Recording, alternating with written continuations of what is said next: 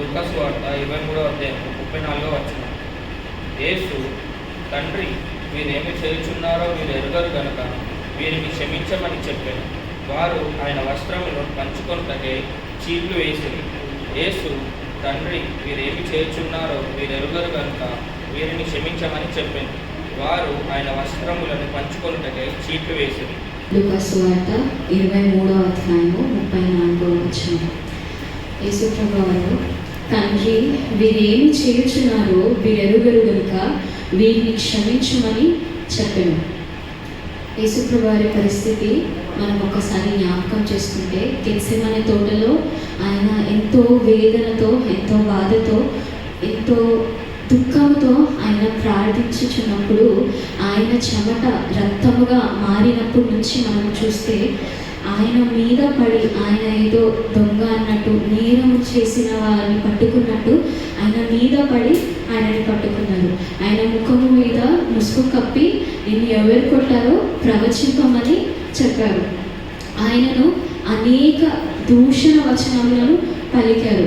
యేసు ప్రభువారు 39 కొరడా దెబ్బలను ఆయన సహించారు. ఆ 39 భయంకరమైన కొరడా దెబ్బలు ఆయన సహించారు. యూదుల రాజా, నీకు శుభమని చెప్పి యేసు ప్రభువారిని వెక్కిరించారు. యూదుల రాజా, నీకు శుభమని చెప్పారు. ఆయన గడ్డము లాగారు, ఆయన ముఖము మీద ఉమ్మివేశారు, ఆయనని అరచేతులతో కొట్టారు, గుద్దారు. ఆయనని ఎలా ఇచ్చేసారంటే, ఏదో కక్షతో, ఏదో పగతో ఆయనని ఇప్పుడు ఏదో ఒకటి చేయాలి అన్నట్టు ఆయనని కొట్టి ఆయనను ఎంతగానో హింసించినట్టు మనం చూస్తాము. ఆయన తల మీద ముళ్ళతో కిరీటమును అల్లి ఆయన తల మీద పెట్టి నొత్తినట్టు మనం చూస్తాం. మేకులలో ఆయనని సిలువ వేశారు. ఇవన్నీ జరిగినప్పటి నుంచి, అంటే ఆయన ఎంతో వేదనతో ప్రార్థించినప్పుడు, ఆయన చెమట రక్తముగా మారినప్పటి నుంచి, ఆయన మేకులతో సిలువ వేసినంత వరకు ఆయన వేదన, ఆయన పడిన బాధ, ఆయన సహించిన శ్రమ, అదంతా మనం చూసుకుంటే దేవుడు ఆ పరిస్థితిలో కూడా ఎంత ప్రేమమయుడు అంటే, అటువంటి పరిస్థితి ఆయన ఫేస్ చేస్తూ కూడా ప్రభువారు అంటారు కదా, తండ్రి, వీరేమి చేయుచున్నారో మీరు ఎరుగరు కనుక వీరిని క్షమించమని యేసు ప్రభువారు తండ్రితోని విజ్ఞాపన ప్రార్థన చేస్తున్నారు.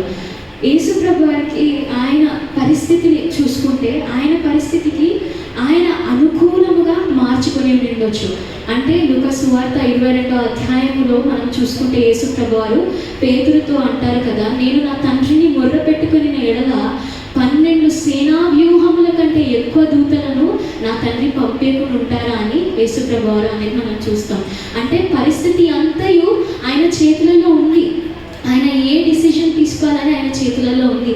ఆయన యేసు ప్రభువారు తండ్రి చిత్తమును నెరవేర్చుటకు, మన జీవితంలో మనకు రక్షణ కల్పించుటకు, ఆయన ప్రేమను వెల్లడి చేయుటకు ఆయన ఏ మార్గమును ఎంచుకున్నారో ఆయన తండ్రి చిత్తమును నెరవేర్చడానికి ఆయన నిర్ణయం తీసుకున్నారు. అంటే 12 సేనా వ్యూహముల కంటే ఎక్కువ మంది దూతలు రావడానికి సిద్ధంగా ఉండే అంట.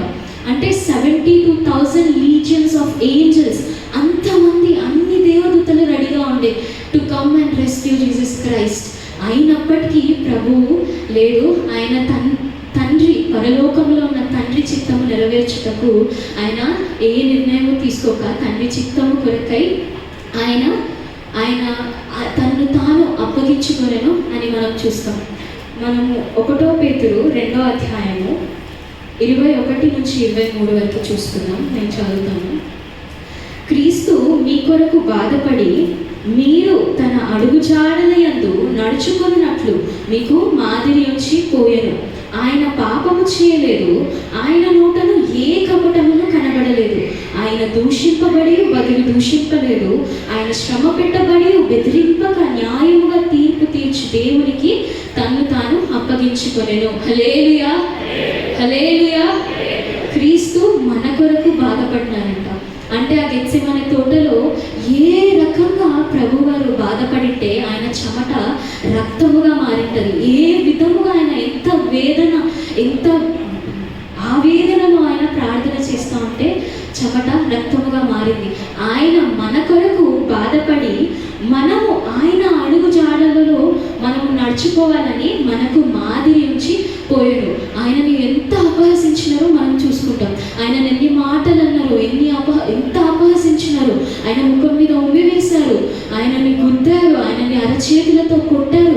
వాళ్ళకి ఇవన్నీ ఏదో కక్ష పెట్టుకొని చేసినప్పటికీ ప్రభు అయిన యేసుక్రీస్తు ఆయన దూషింపబడి బదులు దూషింపలేదు, ఆయన శ్రమ పెట్టబడి ఆయన దూషింపబడి బదులు దూషింపలేదు, ఆయన శ్రమ పెట్టబడి బెదిరింపగా న్యాయము తీర్పు తీర్చు దేవుడికి తను తాను అప్పగించుకునేను. ప్రభు అయిన యేసుక్రీస్తు తను తాను అప్పగించుకున్నారు. తండ్రి చిత్తమును నెరవేర్చుటకు, మనకు రక్షణ భాగ్యమును కలిగించుటకు, మన జీవితాలను బాగు చేయుటకు, మనలను బాగు చేయుటకు ఆయన ప్రేమ ద్వారా, ఆయన క్షమాపణ ద్వారా ఆయన తన్ను తాను అప్పగించుకొని న్యాయముగా తీర్పు తీర్చి దేవునికి అప్పగించుకున్నారు. ఆయన ఆ సమయంలో ఆయన చేతులలో ఉండే ఎటువంటి డెసిషన్ తీసుకోవాలని ప్రభు అయిన యేసుక్రీస్తు చేతులలో ఉండే, కానీ ఆయన తండ్రి చిత్తము నెరవేర్చుటకు న్యాయముగా తీర్పు తీర్చి దేవునికి తను తాను అప్పగించుకునేను. ఆయనను ఎన్నో దూషణ మాటలు అన్నారు, ఆయనను ఎంతగానో అపహసించినారు, ఆయనను కొట్టారు, గుద్దారు. ఆయన బదులు ఏమి పలకలేదు, బదులు ఏమీ మాట్లాడలేదు. ఆయన అప్పగించుకున్నట్టు మనం చూస్తాం. నేను ఈ మాట చదివేటప్పుడు తండ్రి వీరేమి చేయుచున్నారు, వీరు ఎరుగరు కనుక వీటిని క్షమించమని ప్రభు అయిన యేసుక్రీస్తు పలికినప్పుడు నాకు అనిపించింది, ఎంత ప్రేమ అంటే ఆయన ఎంత ప్రేమమయుడు అంటే ఆయన ఆ పరిస్థితి ఫేస్ చేస్తూ కూడా, ఆ పరిస్థితిలో ఆయన వెళ్తూ కూడా ఆయన అక్కడ ఆయనను హింసించిన వారిని, ఆయనను గుద్దిన వారిని, ఆయనను మాటలన్న వారి గురించి విజ్ఞాపన ప్రార్థన తండ్రితో చేస్తున్నట్టు మనం చూస్తాం. ఆ మాటలో తండ్రి వీరేమి చేయుచున్నారో వీరు ఎరుగరు కాబట్టి వీరిని క్షమించుమని తండ్రితో ప్రార్థన చేస్తున్నారు. అక్కడ దేవుడు ఎంత ప్రేమమయుడు అనిపించిందంటే నాకు, ఆయన ఎంతగానో ఆ పరిస్థితిలో కూడా అక్కడ ఉన్న వారి గురించి ఆలోచించి తండ్రితో విజ్ఞాపన ప్రార్థన చేస్తున్నారు. ఆయన ప్రేమ వివరించలేము, ఆయన ప్రేమ గురించి మనము మాట్లాడడానికి ఏమాత్రమును సరిపోము. ఆయన ప్రేమ ఈ లోకంలో ఎవ్వరూ లేరు. తల్లిదండ్రుల కన్నా మించిన ప్రేమ మనలను మన జీవితాలలో ప్రతి పరిస్థితిలో తల్లిలాగా తండ్రిలాగా ఆదుకుంటూ మనల్ని నడిపించేది యేసుప్రభు వారు ఒక్కరే. ఆ పరిస్థితిలో కూడా ఆయన గురించి ఆలోచించగా వీరేమి చేయుచున్నారో వీరు ఎరుగరు అని ఎంతో ప్రేమగా ఆయన విజ్ఞాపన ప్రార్థన చేస్తున్నట్టు మనం చూస్తాం. 1 యోహాను 3వ అధ్యాయము 16వ వచనం చదువుకుంటే, ఆయన మన నిమిత్తము తన ప్రాణము పెట్టెను గనుక దీని వలన ప్రేమ ఎట్టిదని తెలుసుకొనుచున్నాము. హల్లెలూయా. మనకు ప్రేమ ఎలా తెలుస్తుంది? ప్రభు అయిన యేసుక్రీస్తు వారు ఆయన ప్రాణము పెట్టెను గనుక మనకు ప్రేమ ఎట్టిదని మనం తెలుసుకొనుచున్నాము. ప్రేమ పక్కనే మనం 4వ అధ్యాయంలో చూసుకుంటే 7వ వచనము సెకండ్ లైన్లో మనం చూస్తే, ఏలైనగా ప్రేమ దేవుని మూలంగా కలుగుచున్నది. ఆ ప్రేమ ఉండుట వల్లనే కదా ప్రభుకి ఆ క్షమా హృదయముతో ఆయన ఆ పరిస్థితులలో ఆ పరిస్థితి ఫేస్ చేస్తూ కూడా వీరేమి చేయుచున్నారు వీరు ఎరుగరు కనుక వీరిని క్షమించు తండ్రి అని దేవునితో ప్రార్థన చేస్తున్నారు. ఈ వచనంలో ఆయన తండ్రితో విజ్ఞాపన ప్రార్థన చేస్తున్నట్టు చూస్తాం. ఆయన ప్రేమ మనకు అర్థమవుతుంది. ఆ పరిస్థితిలో కూడా ఆయన క్షమా హృదయం మనకు అర్థమవుతుంది. ప్రేమ మనకు దేవుని నుంచి కలుగుతుంది. ప్రేమ అనే కాన్సెప్ట్ వచ్చింది ప్రభు అయిన యేసుక్రీస్తు ద్వారా. ఆయన అంత అన్కండిషనల్ లవ్, ఆయన ప్రేమించినంతగా ఈ లోకంలో ఎవ్వరూ ప్రేమించలేరు. ఈ లోకంలో ఉన్న ప్రేమ షరతులతో కూడి ఉన్నది. ఈ లోకంలో ఉన్న ప్రేమ ఏదో ఒక కండిషన్తో ఉంటుంది, కానీ మన ప్రతి పరిస్థితిలో అంటే మన లోస్, మన అప్స్ అండ్ డౌన్స్లో, మన బాధలో, మన వేదనలో, ప్రతి విషయంలో మనము ఆయనను ప్రేమించినామని కాదు, కానీ ప్రభు అయిన యేసుక్రీస్తు వారే మనం ప్రేమించారు. కాబట్టి ఆయన అన్కండిషనల్ లవ్ అంటే షరతులు లేని ప్రేమ ఆయన మనకు ప్రాణం పెట్టెను కనుక మనము తెలుసుకొనుచున్నాము. ఏదైనా ప్రేమ దేవుని మూలముగా కలుగుచున్నది. 8వ వచనంలో దేవుడు ప్రేమ స్వరూపి. మనం ప్రార్థన చేస్తాం కదా, అయ్యను ప్రేమ స్వరూపి, దయాళుడు, కరుణామయుడు అని. దేవుడు నిజంగా ఎంత ప్రేమమయుడు అంటే, ఎంత కోమల హృదయుడు అంటే, ఎంత మంచి దేవుడు అంటే మనము లూకాసు సువార్త 22వ అధ్యాయంలో చూస్తే అక్కడ ఒక 12 మంది శిష్యులలో ఒకరు ప్రధాన యాజకుని దాసుని చెవిని తెగ నరికెను అని రాయబడి ఉంది. ఆ సమయంలో కూడా అంటే ప్రభు అయిన యేసుక్రీస్తుకు తెలుసు దాని తర్వాత ఏం జరగబోతుంది ఆయనతోని అని ప్రభు అయిన యేసుక్రీస్తుకి తెలుసు. అయినప్పటికీ ఆయన అంత ఆవేదనలో ఉండి అంత బాధపడుతూ కూడా ఆయన చెమట రక్తంగా మారిన తర్వాత కూడా ఆయన ఆ సమయంలో ఆ ప్రధాన యాజకుని దాసుని చెవిని ముట్టి బాగు చేసెను అని రాయబడింది.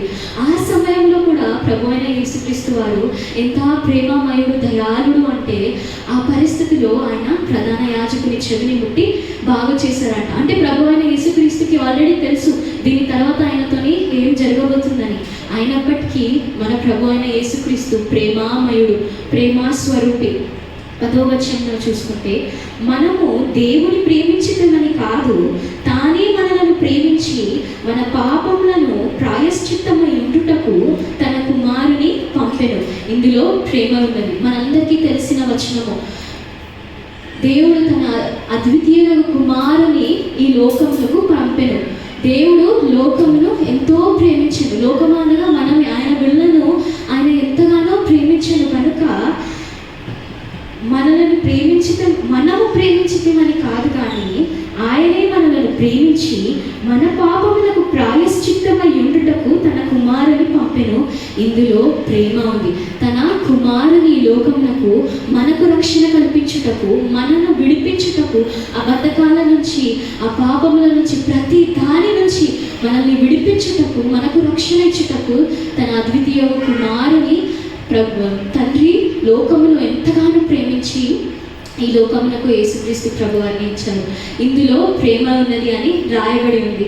ఆ పక్కనే 19వ వచనం చూసుకుంటే ఆయనే మొదట మనలను ప్రేమించను కనుక మనము ప్రేమించుచున్నాము. అంటే ప్రభు అయిన యేసుక్రీస్తు పరలోకమందున తండ్రి వారి ప్రేమ ఎంత శ్రేష్టమైనది అంటే ఆ ప్రేమ ఈ లోకంలో మనం ఎక్కడ ఎతికినను, ఈ లోకంలో ఏ మూలలో వెళ్ళినను మనకు ఆ ప్రేమ ఎక్కడనూ దొరకదు. మనలను ప్రేమించి ఈ జగత్తు పునాదులు వేయబడక ముందే ఆయన మనల్ని ప్రేమించి ఏర్పరచుకున్నారు. కాబట్టి ఆ శ్రేష్టమైన ప్రేమ మనకు తండ్రి దగ్గర నుంచి, ప్రభు అయిన యేసు దగ్గర నుంచి వస్తుంది. మనము ఎక్కడ చూసినానో అన్కండిషనల్ అనేది ఎక్కడ లేదు. మనము సరిగ్గా కొన్నిసార్లు పరిస్థితుల గురించి ఆలోచించినప్పుడు అయినా ఈ సిచ్యువేషన్లో మనతో ఎవ్వరు లేరు అని మనం అనుకున్న సందర్భాలు ఎన్నో ఉన్నాయి. అటువంటి పరిస్థితులలో కూడా ప్రభు అయిన యేసుక్రీస్తు ఆయన షరతులతో కూడని ప్రేమ కాబట్టి, ఆయన ప్రేమలో షరతులు ఏమీ లేవు కాబట్టి ఆయన మనల్ని ప్రేమించిన కనుక మనము ప్రేమిస్తున్నాము అని రాయబడి ఉంది. దేవుడు ఎంత క్షమా హృదయం కలవారు అంటే ఆ పరిస్థితులలో ఆయన ప్రధాన యాజకుడి చెవిని ముట్టిని బాగు చేశారు. తండ్రి వీరు ఏమి చేయించున్నారో వీరు ఎరుగరు కనుక వీరిని క్షమించమని విజ్ఞాపన ప్రార్థన చేస్తున్నారు. మనము కీర్తనలు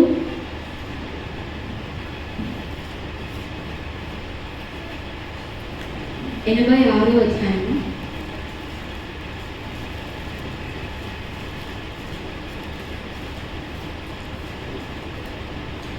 5వ వచనము మొదటి లైన్ చూస్తాము. ప్రభువా నీవు దయాళుడవు, క్షమించుటకు సిద్ధమైన మనసు గలవాడు.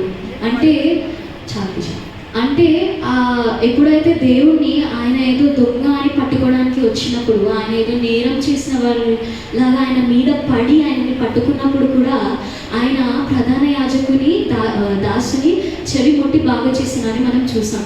ఊరికనే బాగు చేస్తారా? మనసు ఊరికనే ఉంటుందా? ఆయన ఎంతో ప్రేమామయుడు కాబట్టి క్షమించి ఆ క్షమాహృదయంతో క్షమించి ఆయన ముట్టి బాగు చేశాడు. దేవుడు దయాళుడు కనుక మనము ఎలా ఉన్నాను, ఏ పరిస్థితి ఆయనలో, మన పరిస్థితిలో మనం మునిగిపోతున్నానో ఆయన చేతి ఇచ్చి పైకి లేవనైతే దేవుడు ఆయన క్షమించుటకు సిద్ధ మనస్సు గలవాడు. హల్లెలూయా, దేవునికి స్తోత్రం. హల్లెలూయా. పరిశుద్ధ గ్రంథంలో మనం చూస్తాం కదా, జగత్తు పునాదు వేయబడక ముందే ఆయన మనలను ప్రేమించి మనల్లో ఏర్పరచుకున్నాడు. అంటే మన జీవితం అంతయు ప్రభు తండ్రికి తెలుసు, ప్రభు ఆయన సందర్భంలో ఈ పని చేస్తాము, ఈ సందర్భంలో ఈ పని చేస్తాము, ఈ సందర్భంలో ఆయనకి దూరం అవుతాం, ప్రతిదీ తెలిసి ఈ తప్పు చేస్తాం ఆ తప్పు చేస్తామని తెలిసి కూడా ఆయన మనలను ప్రేమించి ఏర్పరచుకున్నారు. ఆయన ఏ పరిస్థితిలో కూడా మనం ఎటువంటి పరిస్థితిలో మునిగిపోతున్నా కూడా ఆయన దగ్గరికి వెళ్ళి క్షమాపణ అడిగిన ఎడల క్షమించేటప్పుడు సిద్ధమైన మనస్సు గలవాడు. దేవుడు నువ్వు ఇది చేస్తేనే నేను క్షమిస్తాను, నువ్వు ఇది ఈ విషయంలో మంచిగా ఉంటే నేను క్షమిస్తాను అంటే దేవుడు మన కొరకు ప్రాణం పెట్టి ఆ శిలువ మరణము పొందిన తర్వాత ఆయన నేను చేసిన పని ఇక్కడితో అయిపోయింది, ఇంకా మీ మీద ఉంది. మీరు దేవుణ్ణి ఎట్లా ప్లీజ్ చేస్తారో, దేవునికి ఇష్టకరంగా ఎట్లా బ్రతుకుతారో మీరు బ్రతకమని అంటే ఆయన మన మీద డిపెండ్ మొత్తం వదిలేయాల్సిన ఆప్షన్ కూడా ఉంది. కానీ ఆయన ఇప్పటికీ ఈ రోజుకి వరకు ఆయన మనలను క్షమిస్తూ ప్రేమిస్తూ దయ చూపిస్తూ కరుణిస్తూ మనలను నడిపిస్తున్నారు. ప్రతి విషయంలో మనకు తెలిసి తెలియకుండానే ఏదో ఒక చిన్న తప్పు చేస్తూ ఉంటాం, కానీ ఆయన మనకు తెలియకుండానే ఎన్నెన్నో మేలులు చేసే దేవుడు. ఆయన మన జీవితము పట్ల ఎంతో కనికరము ప్రేమ ఆయన కరుణ చూపిస్తూ ఆయన మనకిచ్చిన రక్షణను బట్టి ఆయన ఇప్పటి వరకు వాగ్దానం చేయు గొప్ప దేవుడు, నెరవేర్చే దేవుడు. మనం ఆయన యందు ఆధారపడిన ఎడల మనకు సమస్తమును సాధ్యమే అని ఉంది. ప్రభు మీద డిపెండ్ అయితే మనం సమస్తమును చేయగలము అని ఉంది. ఆయనకి మన గురించి అన్నీ తెలిసి ఆయన మనలను క్షమిస్తూ కరుణిస్తూ ఆయన మనల్ని ప్రేమిస్తూ అన్నిటికన్నా ముఖ్యంగా ఆయన ప్రేమ ద్వారా మనల్ని కరుణిస్తూ ఆయన మనల్ని క్షమిస్తున్నారు. అందుకే తండ్రి వీరేమి చేయుచున్నారో వీరు ఎరుగరు కనుక వీరిని క్షమించుమని ప్రభు అయిన యేసుక్రీస్తు పలికిన మొట్టమొదటి శ్రేష్టమైన మాట. మన గురించి ప్రభుకు అన్నీ తెలుసు, అన్నీ తెలిసినను క్షమించే హృదయం గల దేవుడు. మనం ఆయన దగ్గరికి వెళ్ళడము ఆలస్యము, ఆయన మనలను క్షమించే దేవుడు. ఈ గొప్ప కార్యము ప్రభు అయిన యేసుక్రీస్తు వలననే సాధ్యము. అంటే ఆయన కలువరిగిరి పైకి మన పాపములన్నీ మోసుకొని తీసుకెళ్ళి కార్చిన రక్తము, ఆయన పడిన శ్రమ, ఆయనను అంత టార్చర్ పెట్టిన తర్వాత కూడా ఆయన ఇదంతా సహించి ఆయన మరణమును గెలిచిన దేవుడు. హల్లెలూయా! అందరం చప్పట్లు కొట్టి దేవుని మహిమ పలుకుదాం. ఇది దేవునికి ఒక్కడికే సాధ్యము, ప్రభు అయిన యేసుక్రీస్తుకి ఒక్కరికే ఈ గొప్ప కార్యము సాధ్యము.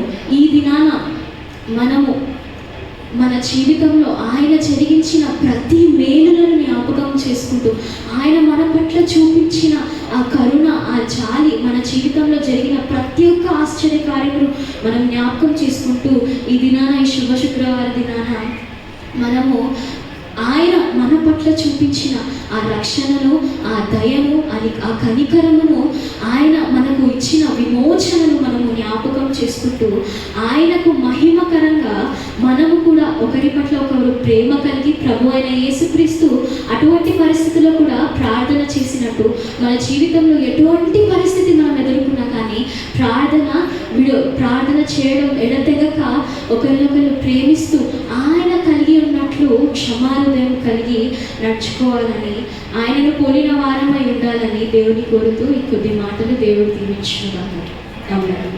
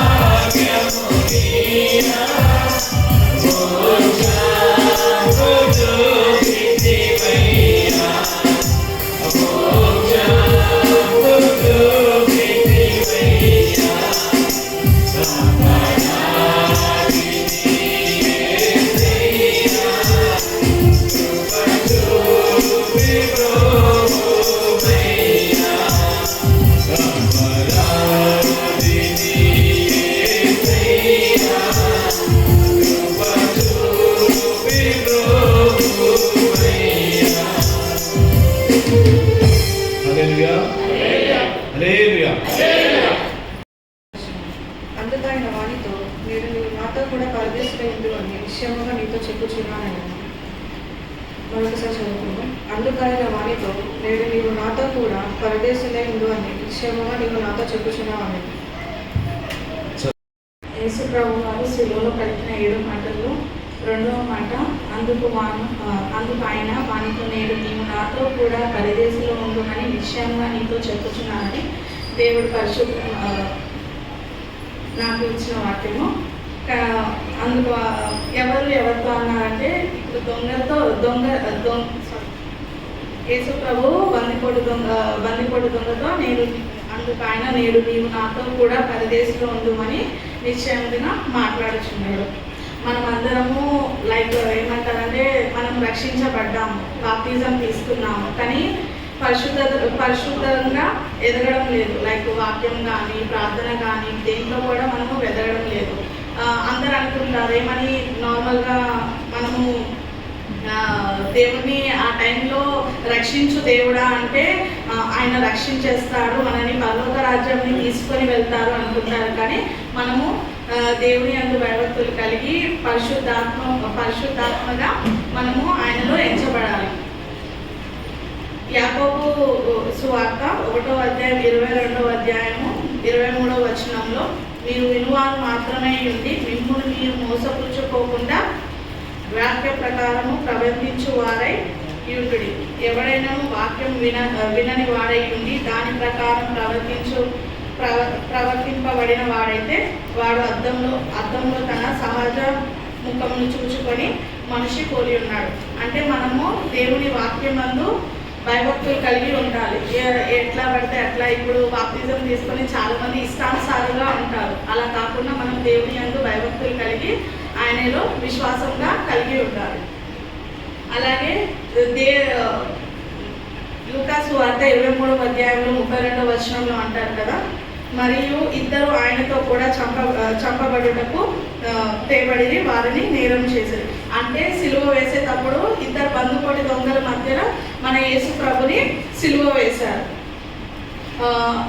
ఇది రోమా ప్రభుత్వంలో ఇది సిలువ శిక్ష అనేది రొటీన్ నోట్. అంటే ఎవరు క్రూర శిక్ష చేసిన వాళ్ళకి మాత్రమే ఈ సిలువ శిక్ష వేశారు. బట్ మన యేసు ప్రభు మన పాపాల కొరకు ఆయన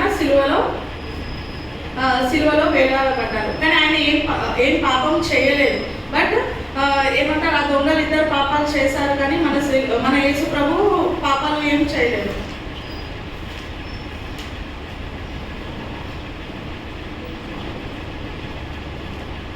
ఇక్కడ లూకాసు వార్తలో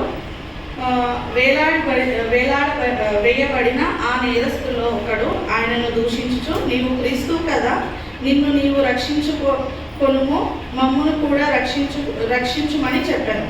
అంటే నువ్వు యేసు ప్రభువు కదా, నిన్ను నువ్వు రక్షించుకొని నన్ను కూడా రక్షించమని ఆ నేరస్తులు యేసు ప్రభుని హేళనగా మాట్లాడుతున్నాడు. ఇదే లూకాసు వార్తలో 22వ అధ్యాయం 39వ వచనం చూడండి ఒకసారి. ఆ తర్వాత ఆయన బయలుదేరి తన వాడికి చెప్పున ఒలీవ పండగకు వెళ్ళగా. లూకాసు వార్త 23వ అధ్యాయము 39వ వచనం. వేలాడబడిన ఆ నేరస్తులలో ఒకడు ఆయనను దూషించుచు, నీవు క్రీస్తువు కదా, నిన్ను నీవు రక్షించుకొనుము, మమ్మను కూడా రక్షించుకోమని చెప్పాను. ఎంతమంది చెప్పారండి ఇక్కడ? ఒక పర్సన్ యేసు ప్రభుతో చెప్తున్నారు. అలాగే మత్తయి సువార్త 27వ అధ్యాయము 38వ వచనం చూడండి. మరియు కుడివైపున ఒకడును ఎడమ వైపున ఒకడును ఇద్దరు బందిపోటు దొంగలు ఆయనతో కూడా సిలువ వేయబడ్డారు. నెక్స్ట్ మత్తయి సువార్త 27వ అధ్యాయము 44వ వచనం. ఆయనతో కూడా సిలువ వేయబడిన ఇద్దరు బందిపోటు దొంగలను అలాగే ఆయనని. ఎంతమంది నిందించారండి యేసు ప్రభుని? ఇద్దరు నిందించారు. నెక్స్ట్ అలాగే మార్కు సువార్త 15వ అధ్యాయము 27వ అధ్యాయం చూడండి. మరియు కుడివైపున ఒకరిని ఎడమ వైపున ఒకరిని ఇద్దరు బందిపోటు దొంగలను ఆయనతో కూడా సిలువ వేసిరి. మార్కు సువార్త 15వ అధ్యాయం 32వ వచనంలో చూడండి. ఇజ్రాయేలు రాజుగా క్రీస్తు ఇప్పుడు సిలువ మీద నుండి దిగి రావచ్చు, అప్పుడు మనము చూసి నమ్ముదామని ఒకరితో ఒకరు చెప్పుకొనిరి. ఆయనతో కూడా సిలువ వేయబడిన వారు ఆయనను నిందించిరి. అంటే ఇక్కడ కూడా ఇద్దరు బందిపోటు దొంగలు నిందించారు. ఇద్దరు బందిపోటు దొంగలు ఇద్దరు దేవుణ్ణి దూషించారు. కానీ ఫర్దర్గా ఒక బందిపోటు దొంగ మాత్రం దేవుని నమ్మి దేవుని అందు పరిశుద్ధాత్మ కలిగి ఆయనని గ్రహించి ఆయనతో ఈ మాట అంటాడు.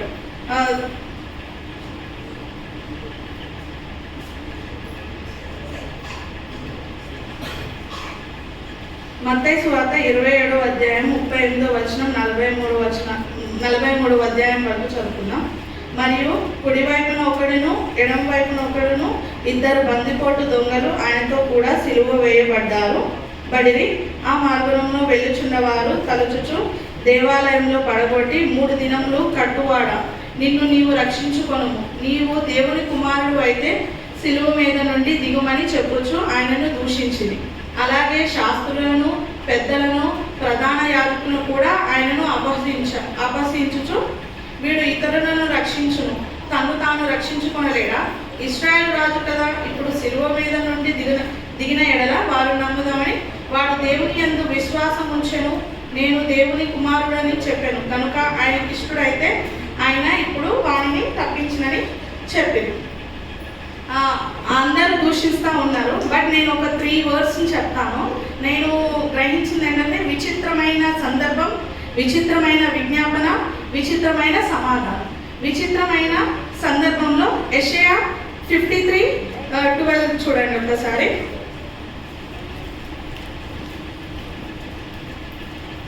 తీశారు అందరూ. కావున గొప్పవారితో నేను అతనికి పాలు పంచిపెట్టెదను, గనులతో కలిసి అతడు కొల్ల సొమ్ము విభజించుకొనును. ఎలా అనగా మరణము నొందునట్టు అతడు తాను ప్రాణమును దారపోసెను. అతిక్రమములు చేయు వారితో ఎంచబడిన ఆయన ఇక పాపములు భరించుచు తిరుగుబాటు చేసిన వారిని గురించి విజ్ఞాపన అతిక్రమములు చేయు వారితో ఎంచబడిన వాడైన అనేక పాపములు భరించుచు తిరుగుబాటు చేసిన గురించి మనం మాట్లాడతాం. అంటే మన యేసు ప్రభు ఏ పాపములు చేయలేదు, ఏ అతిక్రమములు చేయలేదు, ఏ దోషములు చేయలేదు, అయినా కానీ ఆయనని సిలువలో వేలాడవచ్చారు కదండి. అలాగే మార్కు సువార్త 15:27-28లో మరియు కుడివైపున ఒకనిని ఎడమ వైపున ఒకని ఇద్దరు బందిపోటు దొంగలను ఆయనతో కూడా సిలువ వేశారు. అదే దాని కింద ఫుట్ నోట్లో చూడండి ఒక్కసారి. అనేక ప్రాచీన పాత్రల్లో అప్పుడు ఆయన అక్రమకారునొకడు నెంచబడిన చొప్పున లేఖమును నెరవేరినది. అంటే యేసు ప్రభు శిలువ మీద చనిపోవడం అనుకోకుండా జరిగింది కాదు, యాక్సిడెంటల్గా కాదు. అది యేసు ప్రభుకి ముందుగానే తెలుసు, ఆయన శిలువ మీద వేలాడబడి చనిపోతారని చెప్పి. ఏదైనా కానీ ఆయనకు ముందుగానే తెలుసు. యేసు ప్రభు దృష్టిలో అది ముందుగానే ఉంది. లేఖనంలో నెరవేరినట్టు ప్రతిదీ మనకి అక్కడ రాసిబడి ఉన్నది. నెక్స్ట్ విచిత్రమైన విజ్ఞాపన. అధికారులు ఏమన్నారో తెలుసా? యేసు ప్రభుని అధికారులు అందరూ నువ్వు క్రీస్తు అయితే నిన్ను నీవు రక్షించుకొని అని అన్నారు. కానీ బట్ సైనికులు అన్నారు నువ్వు రాజు అయితే నిన్ను నీవు రక్షించుకొని అన్నారు. మార్గంలో వెళ్ళేవారు నీవు దేవుని కుమారుడు అయితే నిన్ను నీవు రక్షించుకో అన్నారు. బందిపోటు దొంగలు ఏమన్నారంటే దేవుని ప్రతి ఒక్కరు దేవుణ్ణి అక్కడ నిందించారు. దీనికి 3 రీజన్స్ ఉన్నాయండి. ఒకటి సాక్ష్యము, సువార్త, సహవాసము. సాక్ష్యము, అనేక మంది రక్షణ కలిగి ఉన్నారు. బట్ ఎవరు మనం ఏంటంటే తండ్రి మనము పరలోక రాజ్యం వెళ్ళేటప్పుడు తండ్రిని మనము ప్రార్థన చేసి నన్ను క్షమించు తండ్రి అని చెప్తే మన యేసు ప్రభు తండ్రి పరలోక రాజ్యాన్ని తీసుకొని వెళ్తారు అనుకుంటారు. బట్ ఏంటంటే కానీ మన తండ్రి తీసుకెళ్తాడు. కానీ మనం కూడా దేవుని యందు భయభక్తులు కలిగి ఆయన యొక్క అన్ని విషయంలో లైక్ ప్రార్థన విషయంలో కానీ వాక్యం విషయంలో కానీ అన్నింటిలో మనము ఆయనకి సాక్ష్యంగా ఉండాలండి. అందరూ కింద అందరు హేళన చేస్తూ కూడా కింద కొందరు ఆయన గుడ్డివారికి కళ్ళు ఇచ్చాడు, కుంటివారికి స్వస్థత కలిగాడు అని కింద అందరూ ఆయన గురించి కొందరు చాలా మంది మంచిగా మాట్లాడుతున్నారు. మాట్లాడుతున్న సాక్ష్యం ఆ బందిపోటు దొంగలు, ఇద్దరు బందిపోటు దొంగల్లో ఒక బందిపోటు దొంగ వింటున్నాడు. సువార్త అంటే ఆయన యొక్క సువార్త ఏంటంటే ఇప్పుడు కోపంతో చేశాడో తెలియదు, అయిష్టంగా చెప్పాడో తెలియదు, కానీ పిలాతు సిలువ మీద INRI అని రాశారు. అది 3 భాషల్లో పేర్కొన్నది. ఏంటంటే హెబ్రీ, గ్రీకు, రోమా భాషల్లో ఉన్నది. మన యోహాను సువార్త 19వ అధ్యాయము 19వ వచనంలో చూస్తే, మరియు పిలాతు యూదుల రాజైన నజరేయుడకు యేసు అను పై విలాసము రాయిచు సిలువ మీద పెట్టించను. INRI అంటే ఈషియస్, నజరేనియస్, రెక్స్, ఇడోరియం. నజరేయుడైన యేసు యూదుల రాజా. అక్కడ రాశారు కదా. అయితే యోహాను సువార్త 19, 20, 21, 22లో చూసుకుంటే, సిలువ వేయబడిన స్థలంలో పట్టణంలో సమీపమై ఉండెను. అది హెబ్రీ, గ్రీకు, రోమ భాషల్లో వ్రాయబడింది కనుక యూదులు అనేకులు దానిని చదివిరి.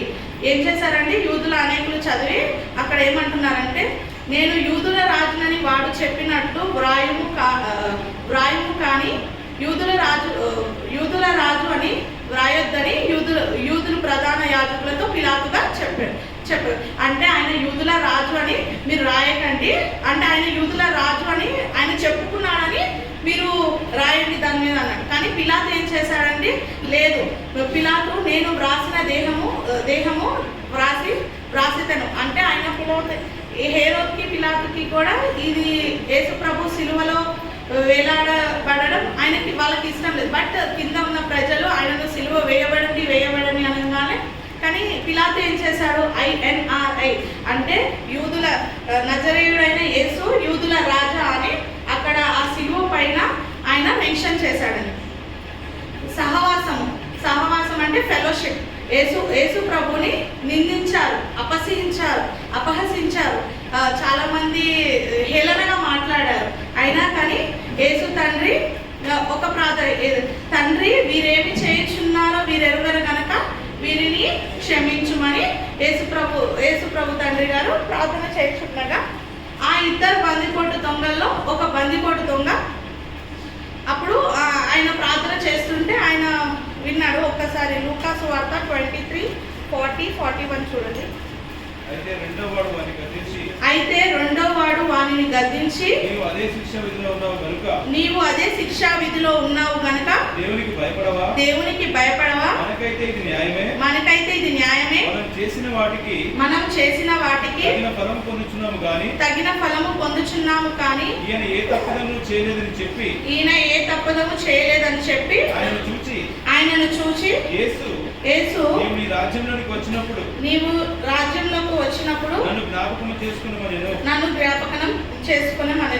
అయితే రెండో వాడు అంటాడండి, మనము చేసిన దానికి మనకి శిక్ష జరిగినది, బట్ ఆయన ఏ తప్పు చేయలేదు, కానీ ఆయనని సిలువలో వేయబడి నువ్వు ఆయనని అంటే లైక్ హేళనగా మాట్లాడుతున్నాడు. ఆ రెండో వాడు ఏమంటే హేళనగా మాట్లాడుతున్నాడు. ఏమని అంటే నువ్వు యూదుల రాజు కదా, మమ్మల్ని రక్షించు అని చాలా హేళనగా మాట్లాడుతున్నా. బట్ రెండో వాడు గ్రహించి వానిని గద్దించి నీవు అదే శిక్షా విధిలో ఉన్నావు కనుక దేవునికి భయపడవా? నువ్వు కూడా అదే శిక్షా విధిలో ఉన్నావు, బట్ నువ్వు దేవునికి భయపడవా అని అడిగాడు. మనకైతే ఇది మనం చేసింది ఇది న్యాయమే. మనం ఎన్నో పాపాలు చేశాము, ఎన్నో దొంగతనాలు చేశాము, ఎన్నో నరహత్యలు చేశాము. అయినను కానీ ఈయన ఏమి చేయలేదు, ఈయనకి ఏమి చేయలేదు, అయినా కానీ ఈయనకి శిక్ష వేశారు అని అంటారు. యేసు ప్రభు మన పాపాల కొరకు మన పాపం నిమిత్తమా ఆయన సిలువలో వేలాడబడ్డారు కదండి.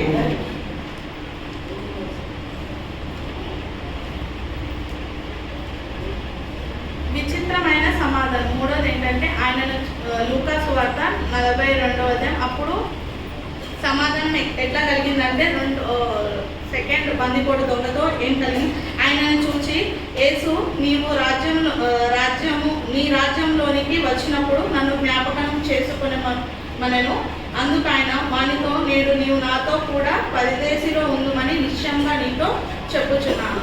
అంటే ఆ సెకండ్ పర్సన్ అనే ఆయన ఏంటంటే గ్రహించాడు. అంటే ఈయన యూదుల రాజు, ఈయన ఎన్నో గొప్ప కార్యాలు చేశాడు, కానీ ఈయనని సిలువలో వేలాడబడ్డారు. ఎందరో దూషించారండి యేసు ప్రభుని, కింద హేళన చేశారు, ఉమ్ము వేశారు.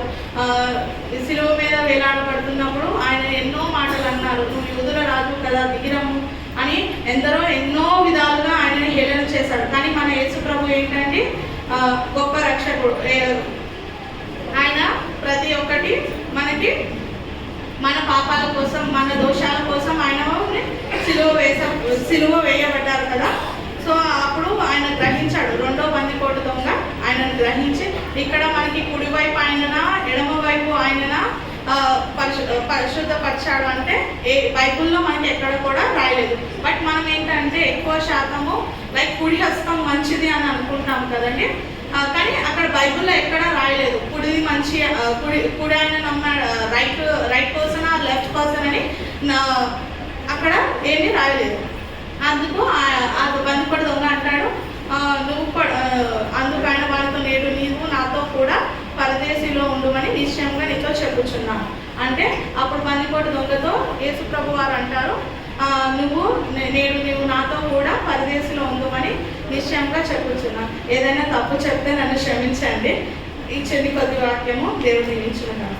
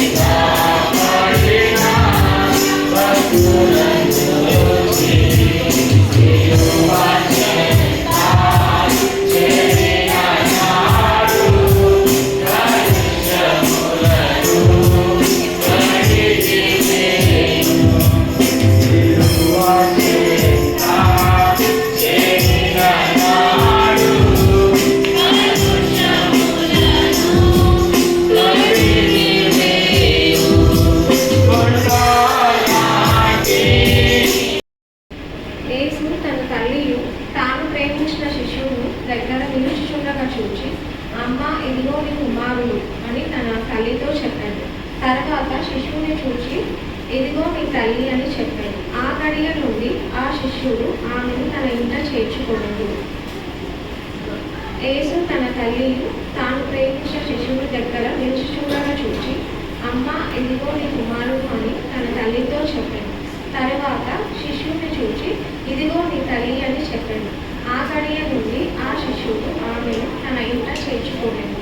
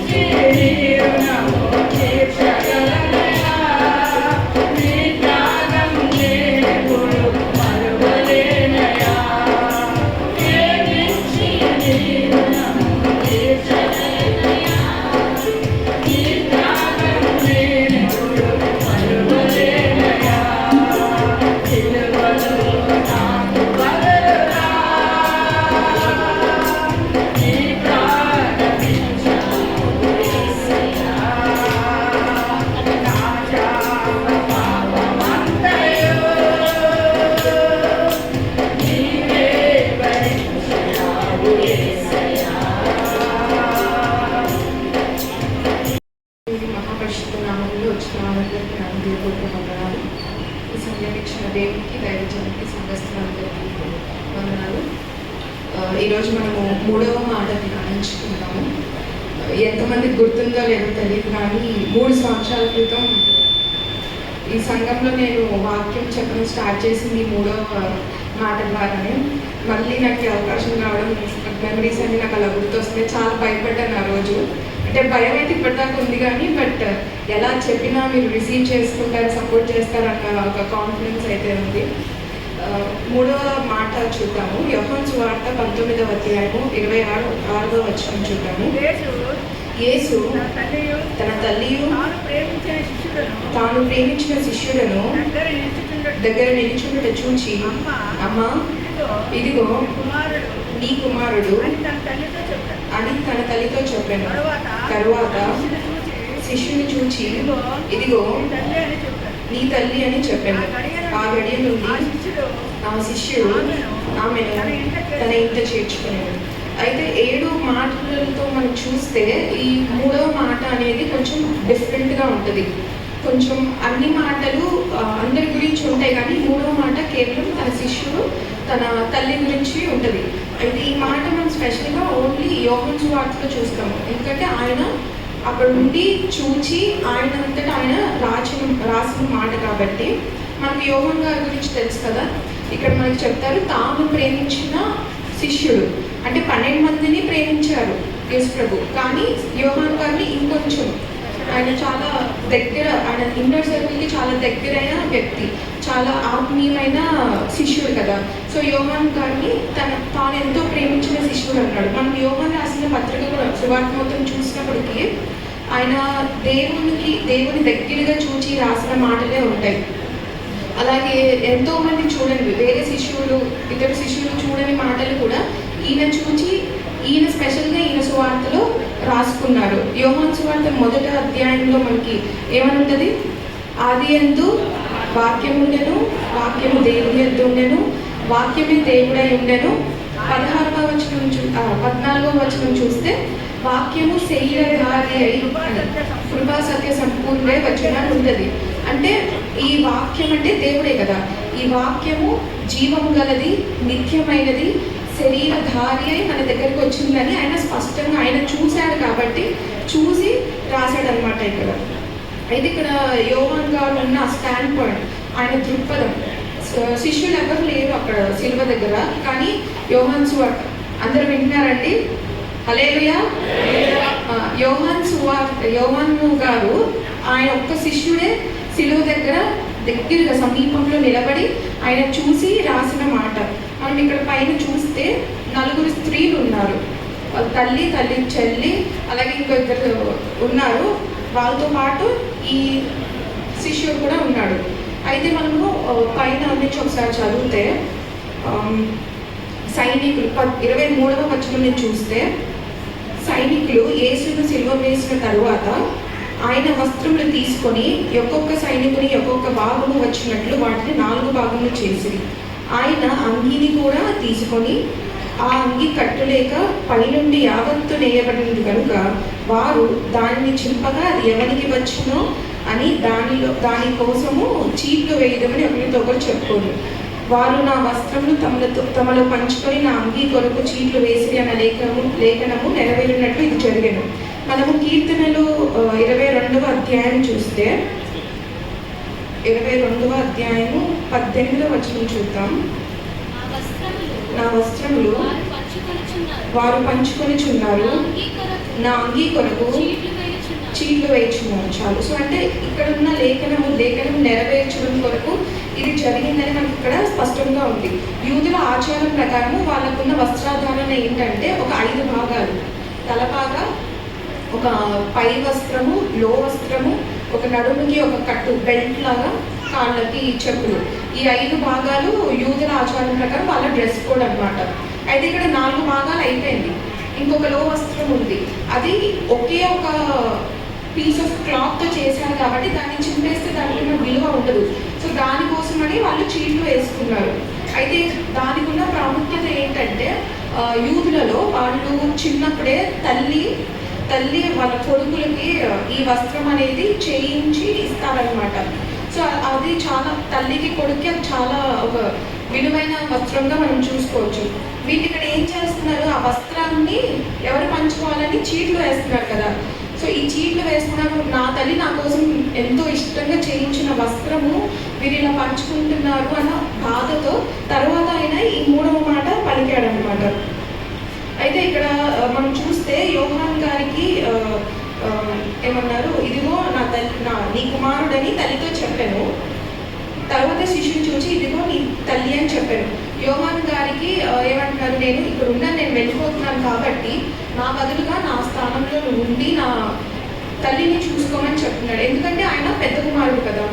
చాలామంది హిస్టోరియన్స్ చరిత్రకారులు వాళ్ళు ఏం చెప్తారంటే, యోసేఫ్ గారు ఎవరైతే తండ్రి, యోసేఫ్ గారు యేసుప్రభు చిన్న వయసులో ఉన్నప్పుడే చనిపోయారు. సో ఆయన లేరు కాబట్టి ఇంటి బాధ్యత మొత్తము, తల్లి బాధ్యత మొత్తం యేసుప్రభు పెద్ద కొడుకు స్థానంలో ఉండి తీసుకుంటున్నాడు అని చెప్తారు.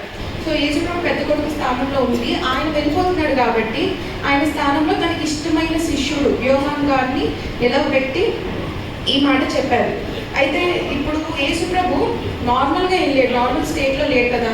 చాలా పెయిన్లో, చాలా బాధలో ఉన్నాడు, చాలా ఇబ్బంది పడుతున్నాడు, రక్తపు ముద్దగా అక్కడ వేలాడి ఉన్నాడు. కానీ ఆ స్థితిలో కూడా ఆయన తన తల్లిని చూశాడు.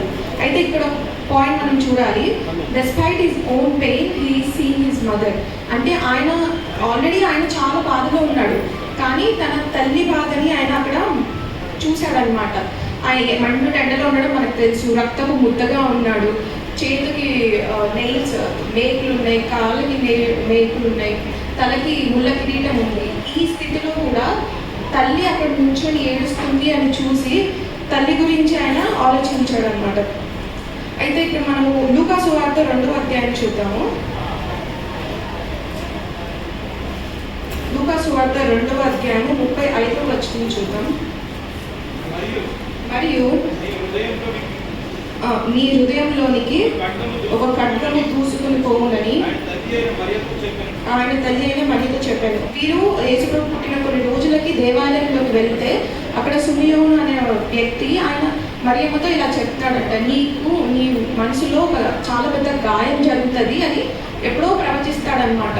సో ఆ గాయం ఏంటంటే ఇప్పుడు కన్న కొడుకు తన కళ్ళ ముందు చనిపోవడము కదా. ఎంత పేగు బంధం ఉంటుంది కదా, ఎంత దేవుడైనా కూడా తన నుంచి వచ్చాడు కాబట్టి, చిన్నప్పటి నుంచి చూసుకొని పెంచింది కాబట్టి ఆవిడకి ఆ బాధ అనేది ఉంటుంది. సో ఆ బాధని ఆయన రియలైజ్ అయ్యి ఆయన అప్పుడు ఈ మాట శిష్యునికి తన తల్లిని అప్పగించాడు అనమాట. అయితే 7 మాటలు మనం చూస్తే ప్రతి మాట శిలువ మీద మాట్లాడాల్సిన మాటే.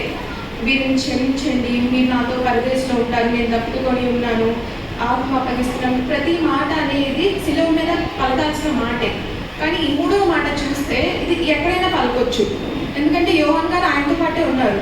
ముందు రోజు కూడా ద లాస్ట్ సఫర్, అది ముందు రోజు భోజనం, రాత్రి వేళ భోజనం అప్పుడు కూడా యేసుప్రభు పక్కనే ఉన్నాడు కదా యోహాన్ గారు. అప్పుడైనా అని చెప్పొచ్చు, నా తల్లిని నువ్వు చూసుకొని నేను వెళ్తాను, లేకపోతే చనిపోయి తిరిగి లేచిన తర్వాత శిష్యుడికి కనిపించాడు, అప్పుడైనా చెప్పొచ్చు నేను ఇప్పుడు మనిషిగా లేను, నేను ఉన్నాను, ఇంకా నా తల్లిని చూసుకోవచ్చు అని చెప్తాడు. కానీ ఆయన అప్పుడెప్పుడు చెప్పలేదు, కానీ కరెక్ట్గా శిలువ మీద ఉన్నప్పుడు మాత్రమే ఈ విషయం చెప్పాడు, ఈ మాట చెప్పాడు. కరెక్ట్గా శిలువ మీద ఎందుకు చెప్పాడు ఈ మాట అంటే, ఎలా అయితే యేసుప్రభు మన రక్షణ గురించి ఆలోచిస్తున్నాడో, ఎలా అయితే మనకి నిత్య జీవం ఇవ్వడానికి ఆయన వచ్చారో, అదేవిధంగా ఆయన మన పర్సనల్ నీడ్స్ని కూడా కేర్ చేయడానికి ఆయన ఉన్నారనమాట. అంటే మన అవసరతలు, మన రోజువారి అవసరతలు, మన బాధలు, మన ఇబ్బందులు, మన ఇరుకులు, ఏ విషయమైనా ఆయన గ్రాంటెడ్గా తీసుకోలేదు, ఆయన చులకనగా తీసుకోలేదు. నేను ఇంత పెయిన్లో ఉన్నాను, మా అమ్మ ఏడిస్తే ఉందిలే అన్నట్టు ఆయన ఫీల్ అవ్వలేదు. నా బాధ ముందు ఆవిడ బాధ ఎంత అనేది ఆయన ఫీల్ అవ్వకుండా ఆయన ఆవిడ బాధను కూడా చూసి ఈ మాట చెప్పాడు. ఎందుకంటే ఆయన మన ప్రతి పరిస్థితిని, మనం ఏం చేస్తున్నాము, ఎలా ఉన్నాము, రోజువారీగా మనకి ఏం అవసరం ఉందో, ప్రతి అవసరతని, ప్రతి ఇబ్బందిని, ప్రతి ఇరుకుని ఆయన లక్ష్య పెట్టే దేవుడని ఈ మాట ద్వారా మనకి బాగా తెలుస్తుంది. అలానే ఇప్పుడు యేసుప్రభు ఎలాగైతే మన బాధని చూస్తాడో, మన బాధల్లో ఆయన తోడుగా ఉంటాడు. అంటే ఆయన చూడడం మాత్రమే కాదు, కానీ ఆ బాధల గురించి ఏదో ఒకటి చేస్తాడు. ఇప్పుడు ఆయన అక్కడ నుంచొని ఆ మాట చెప్పకపోయినా మనకి పెద్ద ఇబ్బంది ఏమి ఉండేది కాదు. వాళ్ళ అమ్మని పట్టించుకోలేదని ఎవరు ఏమన్నారు, ఎందుకంటే ఆయనే రక్తపు ముద్దగా అక్కడ ఉన్నాడు. కానీ ఆయన ఖచ్చితంగా ఆ మాట చెప్పాడు. మనం ముందు నుంచి చూస్తే పరిచర్య మొదటిలో కానాను విందులో వాళ్ళ అమ్మ మొట్టమొదటిసారిగా స్టార్ట్ చేశారు కదా ఆయన పరిచర్య. తర్వాత ఇక్కడ రిజరెక్షన్ డే పునరుద్ధానం వరకు వాళ్ళ అమ్మ అక్కడే ఉన్నారు. కానీ అక్కడి నుంచి ఇప్పటిదాకా ఉన్నప్పుడు ఇక్కడే ఎందుకు చెప్పారంటే, అంటే ఆయన వాళ్ళ అమ్మతో భౌతికంగా దూరం అవ్వబోతున్నాడు. He separating himself from his mother. దూరం అవ్వబోతున్నాడు కాబట్టి ఆయన ఇక్కడ ఈ మాట చెప్పాడు. యేసు ప్రభువే చాలా వీకెస్ట్ పాయింట్లో ఉన్నాడు, బలహీనమైన స్థితిలో ఉన్నాడు. కానీ అప్పుడు కూడా ఆయన తన తల్లికి సహాయపడాలి అన్న ఆలోచన తనలోకి వచ్చింది. ఇప్పుడు బైబిల్లో బలహీనమైన ఘట్టము అని ఎవరినన్నారు? స్త్రీలను అన్నారు కదా.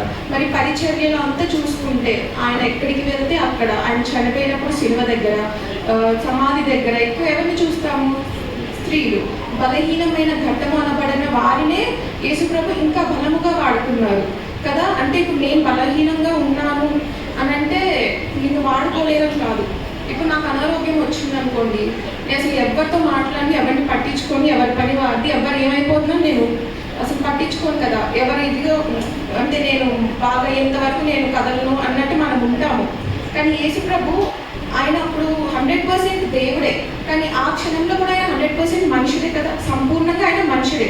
ఆయన దేవుడు, ఆయన శక్తులు వాడుకొని ఆ సిలువను తీసేసి బయటకు వచ్చేయచ్చు. కానీ ఆయన మనిషి రూపంలోనే ఉండి ఆ బాధనంతా ఆయన భరిస్తున్నాడు కదా. సో ఆయన మనిషిగా ఉండి కూడా తన తల్లి యొక్క బాధని ఆయన ఇక్కడ అర్థం చేసుకొని ఆయన ఆ మాట చెప్పాడు. అయితే అదేవిధంగా మనల్ని బలహీనమైన ఘట్టం అన్నారు కదా. సో మనం బలహీనంగా ఉన్నప్పటికీ ఎలాగైతే దేవుడు తన బలహీనమైన స్థితిలో తన తల్లికి సహాయపడ్డారో, మన బలహీనమైన స్థితిలో కూడా మనం ఇతరులకి సహాయపడాలి అని దేవుడు మనల్ని ఆశిస్తున్నాడు, కోరుకుంటున్నాడు. అంటే దేవుడు మనల్ని అభిషేకించాడు, దేవుడు మనల్ని పిలుచుకున్నాడు, మనల్ని బహుకరించాడు. కాబట్టి మనము ఎంతో గొప్పగా మనము ఎలాంటి స్థితిలో ఉన్నా ఇతరులకి సహాయం చేయగలగాలి అన్న ఆలోచన దేవునికి ఉంది. కాబట్టి ఈ మాట శిలువ మీద పలికాడు. అయితే మరియమ్మకి ఏమై ఉంటుంది, నా పెద్ద కొడుకు నన్ను చూసుకోవాలి జీవితాంతము, ఎవరికి అప్పగిస్తారేంటి అని అనుకుంటుందేమో. కానీ యేసుప్రభు పని చేస్తున్నాడు. ఎలా అంటే ఏ శిష్యుడికి అప్పగించలేదు, కానీ యోహానికి మాత్రమే అప్పగించారు.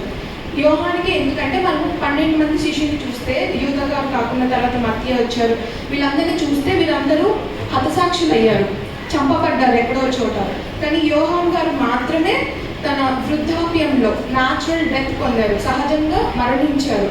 అంటే ఇప్పుడు వీళ్ళందరితో కన్నా యోహాన్ గారు చాలా కాలం ఉంటారు కదా.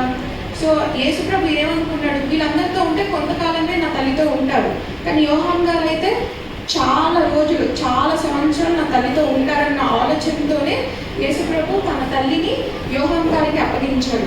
మనం కూడా చాలా స్థితుల్లో అనుకుంటాం, నాకు ఎందుకు ఇలా జరుగుతుంది, నేను ఇలా అనుకోలేదే, నాకు ఇలా వద్దు అని మనం అనుకుంటాం. కానీ ప్రతి విషయం వెనకాల యేసుప్రభు అనేది ఆయన చిత్తంలో ఉంటే ఆయన మనకి మన సహాయం చేస్తాడు, మన పట్ల ఆయన పని చేస్తూనే ఉంటాడు. అలాగే మనము అనుకుంటాం కదా, యేసుప్రభు నన్ను నిజంగానే ప్రేమిస్తే, యేసుప్రభుకి అంటే ఇష్టం ఉంటే, నా మీద ఆయనకి ఇదిగా ఉంటే ఎందుకు నన్ను ఇలాంటి సిచ్యువేషన్స్లో ఉన్నాను, ఎందుకు ఇలా చేస్తున్నాడు, నాకు కావాల్సిన జరిగించట్లేదు అనుకుంటాం. కానీ ఆయన ఎండ్ ఆఫ్ ద రిజల్ట్, ఆయన ప్రణాళిక వేరు కదా. ఆయన ప్రణాళికను మనం నమ్మితే చాలా నిత్య జీవం వరకు ఆయన మనకి తోడుగా ఉంటారంట. అయితే ఇంకొక వచనం ఇది చూద్దాము. యాకోబు రాసిన పత్రిక 2వ అధ్యాయం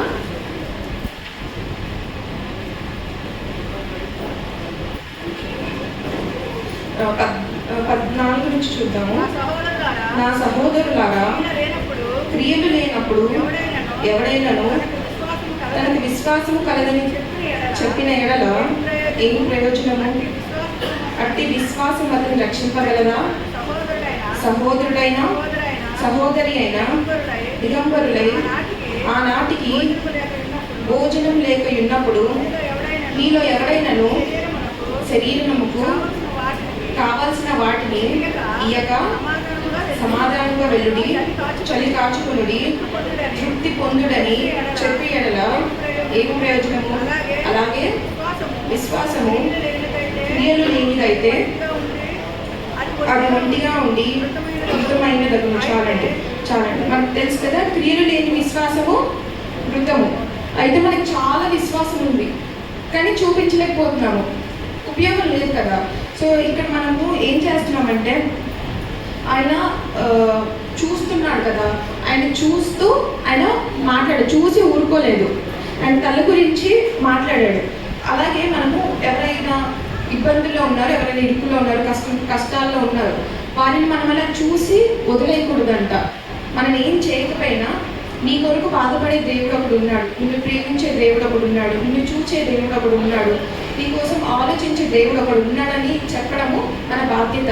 సర్వలోకానికి వెళ్ళి సర్వ సృష్టికి సువార్తను ప్రకటించమని మనకు చెప్తుంది. సువార్త అంటే ఏదో కాదండి, మన కొరకు చనిపోయి తిరిగి లేచిన దేవుడు ఒకడు ఉన్నాడు అని మనము చెప్పడమే సువార్త. ఎవరినైనా ఇబ్బందులు ఉంటే వాళ్ళని వదిలేయకూడదంట, వారికి దేవుడు ఈ యేసుక్రీస్తు ప్రభువు ఉన్నారు అని చెప్పడము మన బాధ్యత. అయితే ఇప్పుడు యేసు ప్రభు గారికి తమ్ముళ్ళు చెల్లెలు అందరూ ఉన్నారు కదా, ఉన్నప్పటికీ కూడా ఆయన యోహాన్ గారిని ఎందుకు చూస్ చేస్తున్నారు, యోహాన్ గారికే ఎందుకు అని అంటే, ఒకసారి మనం 3వ మాట మళ్ళీ చూద్దాము. యేసు తన తల్లియు తాను ప్రేమించిన శిష్యుడు దగ్గరగా నిలుచుకుంటూ చూచి, దేని దగ్గరగా ఉన్నారు వాళ్ళు? సిలువకు దగ్గరగా ఉన్నారు. హల్లెలూయా. సిలువకు దగ్గరగా ఉన్నారు కదా వాళ్ళు. అయితే యేసు ప్రభు యోహాన్ గారిని ఎందుకు చూస్ చేసుకున్నారు, తన తమ్ముళ్ళని ఎందుకు చూస్ చేసుకోలేదంటే ఇదే సమాధానం. యోహాన్ గారు సిలువకి దగ్గరగా ఉన్నారు. సిలువకి దగ్గరగా ఉండడం వల్ల యోహాన్ గారిని ఇలా చూస్ చేసుకున్నారు. మనం blood is thicker than water అంటాం కదా, ఎంత స్నేహితులైనా ఎంత ఆత్మీయులైనా రక్త సంబంధమే అంటాం కదా. అయినప్పటికీ ఆయన తన ఆత్మీయుడైన తను ప్రేమించిన యోహాన్ గారిని చూస్ చేస్తున్నారు, ఎందుకంటే యోహాన్ గారు సిలువకి దగ్గరగా ఉన్నారు. అయితే ఇక్కడ మనము ముందు రోజు చూస్తే, ఎప్పుడైతే యేసు ప్రభు అప్పగించబడ్డారో అప్పుడు శిష్యులందరూ ఏం చేశారు? చెల్లాచెదరు అయిపోయారు, ఎక్కడ ఎవరు కనపడలేదు. కానీ నెక్స్ట్ డే ఎప్పుడైతే సిలువ వేయబడ్డారో మనం శిష్యులందరినీ చూడం, కానీ యోహాన్ గారు మాత్రమే సిలువకి దగ్గరలో మనం చూస్తాము. ఎందుకంటే యోహాన్ గారు యేసు ప్రభుని బాగా ప్రేమించి వెళ్ళిపోయారు, తిరిగి వెళ్ళిపోయి, కానీ ఆ ప్రేమ ఉంది కదా, ఆ ప్రేమ అనేది తిరిగి మళ్ళీ సిలువకి దగ్గరికి లాక్తుంది అనమాట. అందుకే ఆయన సిలువ దగ్గరికి వచ్చాడు. కానీ సిలువ దగ్గరికి వచ్చినప్పుడు కూడా ఆయన చాలా ఎంబారస్డ్గా ఫీల్ అవుతున్నాడు. యేసు ప్రభు నన్ను చూడకపోతే ఇప్పుడు బాగుంటుంది, నేను ఆయనకు నా మొహాన్ని చూపించుకోలేను, ఆయనకు కావాల్సిన టైంలో నేను అక్కడ లేకుండా నేను దూరంగా పారిపోయాను, తిరిగి పడ్డాను, మళ్ళీ ఇక్కడికి వస్తే ఆయన ఏమనుకుంటాడో అని ఒక ఇదిగా లోపలైతే ఉంది. కానీ యేసు ప్రభు ఆయనను చూశాడు, ఆయనని క్షమించి ఆయనకి ఒక రెస్పాన్సిబిలిటీని అప్పగించాడు కదా. నా తల్లిని చూసుకొని ఆయన సొంత తల్లిని అప్పగిస్తున్నాడంటే చాలా పెద్ద రెస్పాన్సిబిలిటీ. ఎంత నమ్మకం ఉండకపోతే, ఎంత ప్రేమ ఉండకపోతే ఆ విషయం చేస్తారు. ఆయన సొంత తల్లిని అప్పగించాడు. అప్పగించిన తర్వాత ఆయన జీవితం అనేది ఆ సిలువ దగ్గర యోహాన్ గారి జీవితం మొత్తము మారిపోయిందనమాట. ఆ ఒక్క చూపు యేసుప్రభు ఆయన వైపు చూశారు, తన జీవితం ట్రాజెక్టరీ, తన మార్గం అంతా మారిపోయిందనమాట. అయితే ఈ మాటలో మనకి ఇదే తెలుస్తుందండి, సిలువ దగ్గరికి మనము తిరిగి రావాలి. సిలువ దగ్గరికి మనం అంటే చాలా దూరం అయిపోయి ఉన్నామేమో దేవుని దగ్గరికి అనుకుంటాం, కానీ ఒక్క బైబిల్ తెరవడం అంత దూరంలో ఉన్నాము, ఒక మోకాలు ప్రార్థనలో దూరం ఉన్నాము, ఒక కన్నీటి ప్రార్థనతో దూరం ఉన్నాము. ఇవన్నీ చేస్తే మనం యేసుప్రభుకి దగ్గరికి అయిపోతాం, ఎంతో దూరంలో లేవు. ఆయన ఒక్క చిన్న పని కోసము ఆయన ఇప్పుడు వెయిట్ చేస్తున్నాడు. మనకి మన జీవిత లక్ష్యం తెలియకపోవచ్చు, మన పర్పస్ ఏంటో తెలియకపోవచ్చు, మన బాధ్యతలు ఏంటి, ఏం చేయాలి, దేవుని కోసం ఎలా బతకాలి, ఏమని తెలియకపోవచ్చు, కానీ సమాధానం అంతా మనకి సిలువలో ఉంటుంది. ఆ సిలువ వైపు చూస్తేనే మనకి సమాధానం దొరుకుతుంది. సిలువ అంటే ఆ ఒక్క సింబల్ కాదు, సిలువ అంటే దాని మీద ఉన్న యేసు ప్రభు, మన కోసం చనిపోయి తిరిగి లేచిన యేసు ప్రభు, మన కోసం రక్తం కార్చి, ఆ విజువల్ చూస్తేనే మనకి ఎలా ఉంటుంది, ఆ రక్తం కార్చిన యేసు ప్రభు వైపుకి మనం తిరిగితేనే మనకి వీటన్నిటికీ సమాధానం కలుగుతుందంట. మనము మన గతమంతా మర్చిపోవాలి, మనం చేసిన తప్పిదములు, మనం చేసిన పాపాలు, మనం మాట్లాడిన ప్రతి చెడు మాట, చేసిన ప్రతి చెడు క్రియ అన్నీ వదిలిపెట్టి మనం ఆయన వైపు తిరిగితే ఎంబారెస్డ్గా ఫీల్ అవ్వాల్సిన అవసరం లేదు. ఆయన మనల్ని ఫర్గివ్ చేసి మనల్ని క్షమించగలిగిన దేవుడు. యోహాన్ గారిని క్షమించినప్పుడు మనల్ని క్షమించగలిగిన దేవుడు మనకి మళ్ళీ రెస్పాన్సిబిలిటీస్, బాధ్యతలు ఇచ్చే దేవుడుగా ఆయన ఉన్నాడు. అయితే సిలువ వైపుకి మనం తిరగడం అనేది ఈ మాటలో మనము బాగా చూసుకుంటాము. ఎలాగైతే యోహాన్ గారిని ఆయన క్షమించి ఆయనకి రెస్పాన్సిబిలిటీ ఇచ్చి నిత్య జీవాన్ని ఆయన ఇచ్చాడో, మనకు కూడా ఆయన అలాంటి రెస్పాన్సిబిలిటీ ఇచ్చి మనకి నిత్య జీవం ఇస్తాడని ఈ మాట మనకు చెప్తుంది. ఎందుకంటే యేసుప్రభు మనందరినీ ప్రేమిస్తున్నాడు, యేసుప్రభు నిన్ను ప్రేమిస్తున్నాడు, యేసుప్రభు నన్ను ప్రేమిస్తున్నాడు. ఈ చిన్ని కొద్ది మాటలు దేవుడు దీవించుగాక. ఇంచుమించు 3 గంటలప్పుడు యేసు ఏది లామా సబక్త అని బిగ్గరగా కేకవేశాడు. ఆ మాటకు నా దేవా నా దేవా నేను ఎందుకు చేయి విడిచితిని అని అర్థం. ఇంచుమించు 3 గంటలప్పుడు యేసు ఏది లామా సబక్త అని బిగ్గరగా కేకవేశాడు. ఆ మాటకు నా దేవా నా దేవా నేను ఎందుకు చేయి విడిచితిని అని అర్థం. హల్లెలూయా. మనమందరం కలిసి మత్తయి సువార్త 27వ అధ్యాయము 46వ వచనం చదువుకుందామండి. ఇంచుమించు 3 గంటలప్పుడు యేసు ఏలి లామా సబక్త అని బిగ్గరగా కేక వేశాను. ఆ మాటకు నా దేవా నన్నెందుకు చేయి విడిచితు అని అర్థము. మనం చూసుకున్నట్లయితే దేవుడు సిలువలో ఎన్ని మాటలు పలికారండి? 7 మాటలు. ఎందుకు పలికారు 7 మాటలు? ఎందుకు పలికారు 7 మాటలు? మన కోసమా లేకపోతే ఎవరి కోసమా? మన కోసం పలికారు. ఎందుకు? మనం మారాలి, మనం రక్షణ పొందాలని దేవుడు 7 మాటలు సిలువలో పలికారు. అలాగే మనం చూసుకున్నట్లయితే మనం ఈ లోకంలో ఎవరైనా చనిపోయే ముందు వారి మాటలు పలుకుతారు కదా, అవి మనం ఎంతగానో స్వీకరిస్తాం. అలాగే దేవుడు కూడా చనిపోయే ముందు ఎన్ని మాటలు పలికారు? 7 మాటలు పలికారు. అవన్నీ ఎంతో ముఖ్యమైనవి. అవి మన జీవితంలో ఎప్పుడు మనం తెలుసుకొని ఉండాల్సిన మాటలు అన్నమాట. కానీ ఈ 4 మాటలు మనం చూసుకున్నట్టయితే దీంట్లో ఒక స్పెషాలిటీ ఉందన్నమాట. ఎందుకంటే ఆయన బిగ్గరగా కేక వేశాడు, మెల్లగా చెప్పలేదు, బిగ్గరగా ఆయన కేక వేశాడు. మనం 45వ వచనం చూసుకుంటే మధ్యాహ్నం మొదలుకొని 3 గంటల వరకు ఆ దేశమంతటను చీకటి కమ్మి. మధ్యాహ్నం అంటే అరౌండ్ 12 o'clock, 3 గంటల వరకు ఏమైంది? చీకటి కమ్మిందంట. యేసుప్రభుని సిలువను ఎప్పుడు ఎక్కించారండి? 9 గంటలకి. 9 నుంచి 12 గంటల వరకు ఆయన మొదటి 3 మాటలు మాట్లాడారు. 12 నుంచి 3 గంటల వరకు ఆయన మాట్లాడాడా లేదా? మాట్లాడాడు. ఇంచుమించు 3 గంటల ముందు 4వ మాట మాట్లాడాడు అనమాట. అయితే ఆయన ఈ మాట ఎంతగానో వేదనతో, బాధతో, శ్రమతో చెప్తున్నాడు, ఊరికే చెప్పట్లేడు. ఎందుకంటే మనం చూసుకున్నట్లయితే మనకు చిన్న దెబ్బ తాకితేనే మనం తట్టుకోలేము కదా. ఓర్చుకోగలుగుతామా? ఓర్చుకోలేము. కానీ దేవుడికి ఎన్ని దెబ్బలు? 5480. అన్ని దెబ్బలు ఉన్నా కూడా ఆయన ఎంత బిగ్గరగా కేక వేస్తున్నాడండి, నా దేవా నన్ను ఎందుకు చేయి విడుస్తున్నామని యేసుప్రభు అంటున్నారు అనమాట. మనం చూసుకుంటే యేసుక్రీస్తు సిలువ యాగం అంతా కూడా ఒక ప్రవచనం జరిగింది. అంటే అందరికీ ముందే తెలుసు, కానీ వారు అంత అర్థం చేసుకోలేకపోయారు. అక్కడ ఉన్న జనులు కానీ వాళ్ళెవరు? పరిసయ్యులు, సద్దుకయ్యులు. వారందరికీ ఎక్కడ ఏముంటుందో అన్నీ తెలుసు, కానీ వారు గుర్తెరగారా? ఎవ్వరు గుర్తెరగలేదు. కానీ మనం చూసుకున్నట్లయితే ఇవి నిన్న మొన్న రాసిన ప్రవచనాలు కాదు. ఆయన సిలువేసే 100 సంవత్సరాల ముందు ఈ ప్రవచనాలు కీర్తనలు 22, యెషయా 53లో రాయబడి ఉన్నాయన్నమాట. అయితే మనము ఆమోసు 8వ అధ్యాయము 9వ వచనం చూసుకుందామండి. ఆమోసు 8వ అధ్యాయము 9వ వచనం. ప్రభువైన యెహోవా సెలవిచ్చినదేమనగా, ఆ దినమున నేను మధ్యాహ్న కాలమందు సూర్యుని అస్తమింపజేసేదను, పగటి వేళను భూమికి చీకటి కమ్మజేయదను. హల్లెలూయా. ఏమైందంటండి? మధ్యాహ్న కాలం ముందు సూర్యుని దేవుడు ఏం చేస్తాడంట? అస్తమింపజేస్తాడంట. మిట్ట మధ్యాహ్నం ఎండ ఉండాలి, కానీ అక్కడ ఏమైంది? చీకటి కమ్మింది.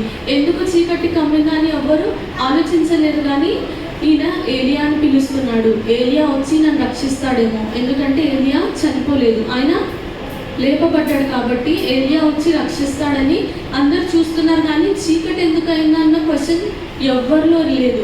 చిమ్మ చీకటి. మనం మధ్యాహ్నం ఎంత ఎండ ఉంటుంది, ఎవరైనా మధ్యాహ్నం బయటికి వెళ్ళాలని ఇష్టపడతారా? ఎవరు ఇష్టపడరు. కానీ ఆ రోజు అంత మిట్ట మధ్యాహ్నం ఏం కమ్మిందంటే అండి, చీకటి కమ్మింది. ఇది ఆమోసు గారు ప్రాఫెసీ అంటే ప్రవచనము నెరవేరింది. ఎక్కడ నెరవేరింది? మత్తయి సువార్తలో ఈ చీకటి గురించి మధ్యాహ్నం ముందు చీకటి ఉంటుందని ఇక్కడ నెరవేరబడ్డది. అలాగే మనం చూసుకున్నట్లయితే నా దేవా నన్ను ఎందుకు చేయబిడుస్తున్నావు అన్నప్పుడు అది క్వశ్చనా ఆన్సరా? క్వశ్చన్. దానికి ఆన్సర్ ఎక్కడ ఉంటుంది? ఎక్కడ?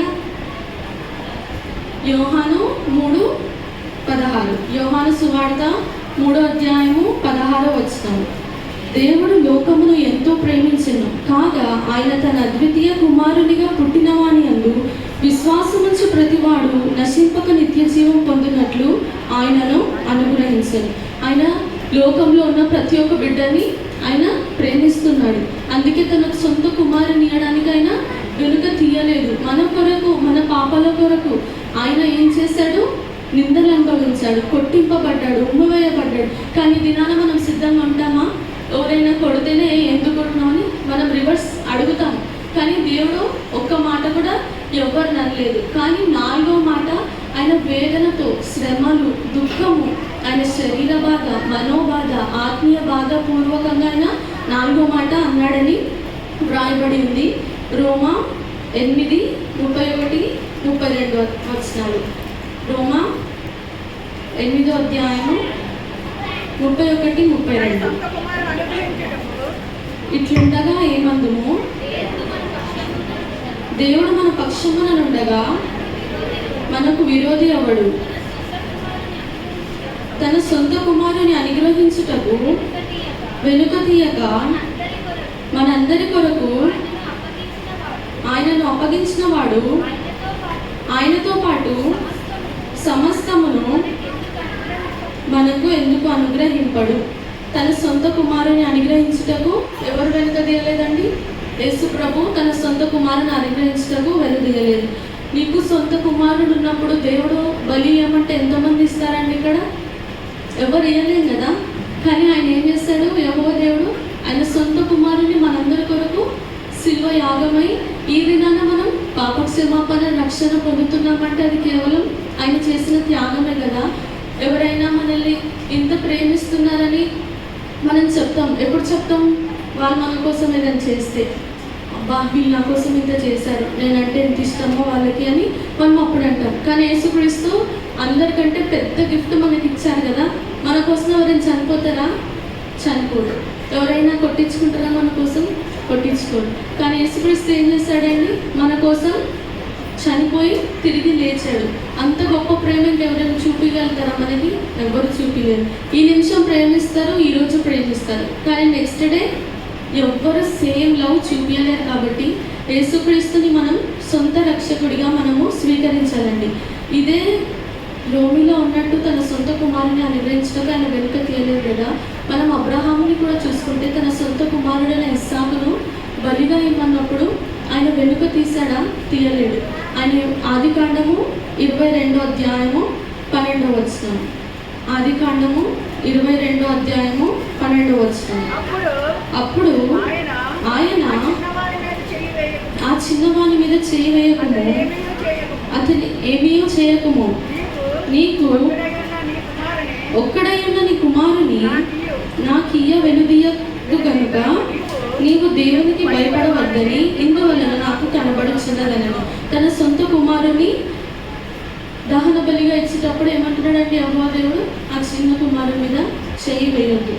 అలాంటి దేవుడు యేసుక్రీస్తుని అలా హింసించేటప్పుడు ఆయన చెప్పడానికి ఎంతసేపు? అరక్షణం కూడా పట్టదు. కానీ అయినా ఆయన ఎందుకు వదిలేశాడు? నీ నా రక్షణ కోసం. మన పాపం అంతా ఆయన మీద ఉంది కాబట్టి ఆయనను దేవుడు ఆ రీతిగా చేశాడండి.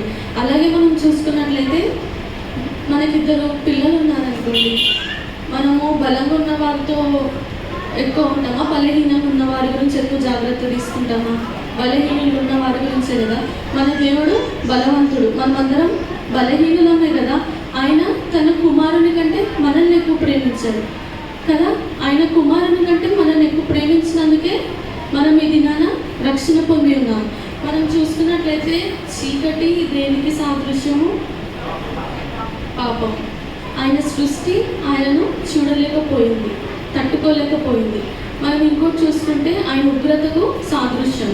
నిర్గమకాండము 10వ అధ్యాయము 21వ వచనం. నిర్గమకాండము 10:21. అందుకు యెహోవా మోషేతో, ఆకాశము వైపు నీ చేయి చాపుము, ఐగుప్తు దేశం మీద చీకటి, చేతికి తెలియనంత చిక్కటి చీకటి కమ్మమని. ఎన్ని రోజులు ఉందండి ఆ చీకటి?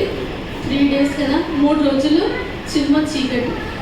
అక్కడ ఐగుప్తు దేశం మీద మోషే దేవుడికి చెప్తున్నాడు, నీ చేయి చాపు ఆకాశం వైపు చాపి ఈ దేశంలో చిమ్మ చీకటి కలుగజేయమని చెప్తున్నాడు. మనం చూసుకున్నట్లయితే దేవుని యొక్క ఉగ్రతకు ఈ చీకటి సాదృశ్యం. మనం నరకానికి వెళ్తే అక్కడ ఏముంటుందండి? నరకంలో ఏముంటుంది? అగ్ని ఆరదు, పురుగు చావదు. మనం అక్కడ అరిస్తే దేవుడు వచ్చి కాపాడతాడా? మనం మాట్లాడితే వింటాడా? విన్నాడు. కానీ మనం ఈ ఉన్న టైంని ఏం చేయాలి? మనం ఆయన కోసము ఉపయోగించుకునే వారంగా మనం ఉండాలండి. అలాగే యోహాను 8:29, 8వ అధ్యాయము 29వ వచనం.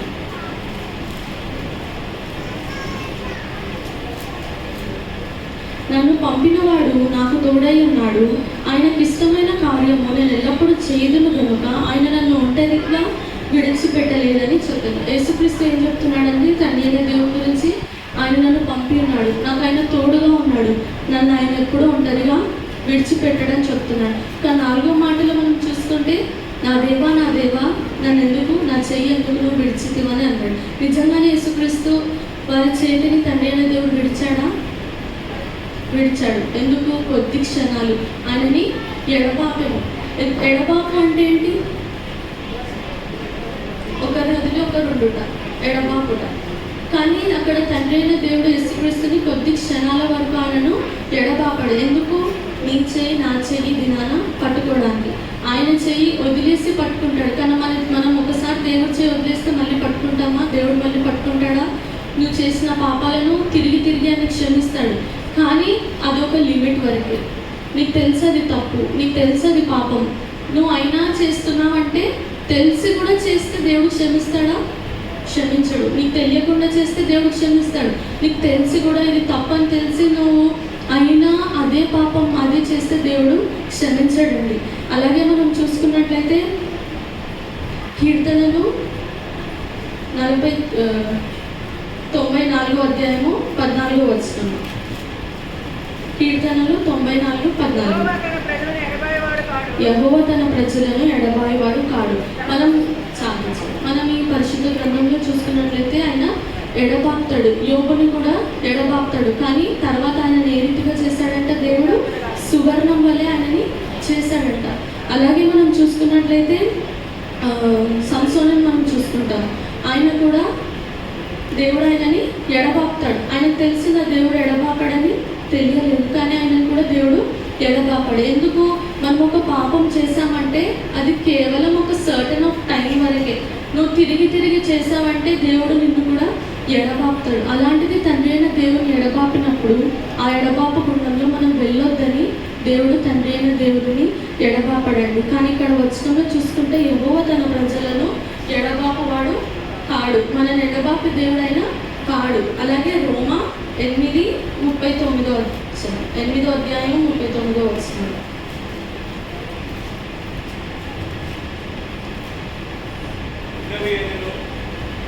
మరణమైనను జీవమైనను దేవదూతలైనను ప్రధానులైనను ఉన్నవైనను రాబోనవైనను అధికారులైనను ఎత్తైనను లోతైనను సృష్టింపబడిన మరి ఏదైనాను మన ప్రభువైన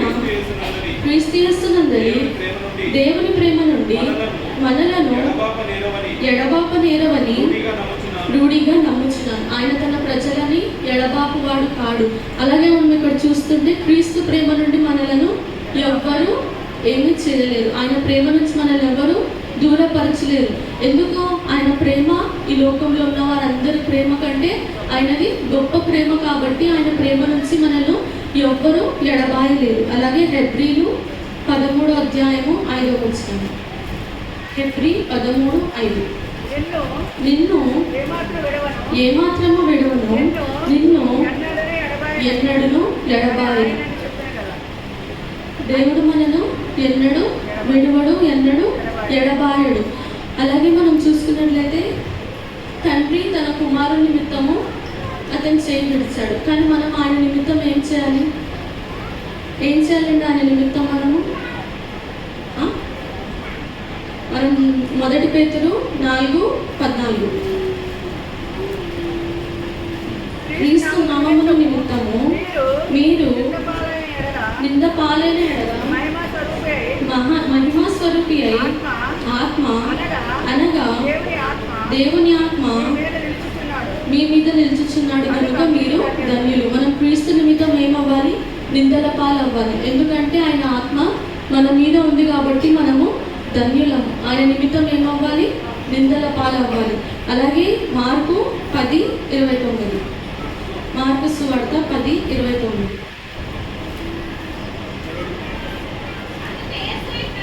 అందుకు యేసు ఇట్లా నేను నా నిమిత్తము సువార్త నిమిత్తమును ఇంటినైనను అన్నదమ్ములనైనను అక్క చెల్లెలనైనను తల్లిదండ్రులనైనను పిల్లలనైనను భూములనైనను విడుచువాడు ఇప్పుడు ఇహమందు హింసలతో పాటు నూరంతలుగా ఇళ్లను, అన్నదమ్ములను, అక్క చెల్లెండ్లను, తల్లులను, పిల్లలను, భూములను రాబో లోకమందు నిత్య జీవమును పొందునని మీతో నిశ్చయంగా చెప్పుచున్నాను. మనం ఏమవ్వాలండి?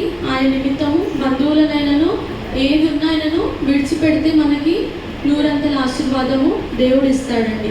అలాగే మనం చివరిగా చూసుకుందాము మార్కు 15:33 వచనము. ఆయన బిగ్గరగా కేక వేసినప్పుడు అక్కడ ఉన్న వాళ్ళు ఏమనుకున్నారండి?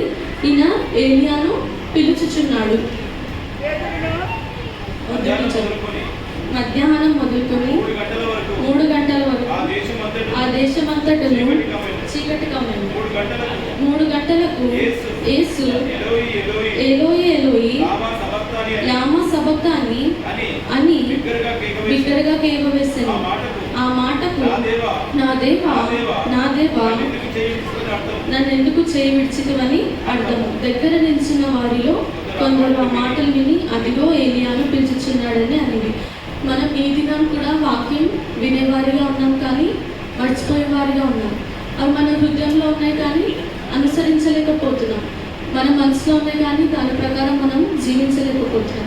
ఆయన అంధకారంలోకి చీకటిలోకి వెళ్ళాడు, మనము వెలుగులోకి వెళ్ళాలి. మనం పేతురులోకి చూసుకుంటే అయితే మీరు చీకటిలో నుండి ఆశ్చర్యకరమైన తన వెలుగులోనికి నడిపించిన వారి గుణాతిశయములను ప్రచురము చేయ నిమిత్తము ఏర్పరచబడిన వంశము, రాజులైన రాజ్య సమూహము, దేవుని సొత్తైన ప్రజలుగా మనం ఉండాలని, మనం వెలుగులో ఉండాలని దేవుడు ఆశిస్తున్నాడు. ఆ దినాన ఆయన పొందిన ఘోర బాధల నుంచి మనం ఈ దినాన ఆయనను స్తుతించాలి, ఆయనను ఆరాధించాలి. ఆయన ఆ రోజు అది చేయకపోయింటే మనం ఈ దినం వరకు పాపంలోనే బ్రతికేవారు. అందుకు ఈ చిన్న మాటల్ని దేవుడు దీవించును గాక.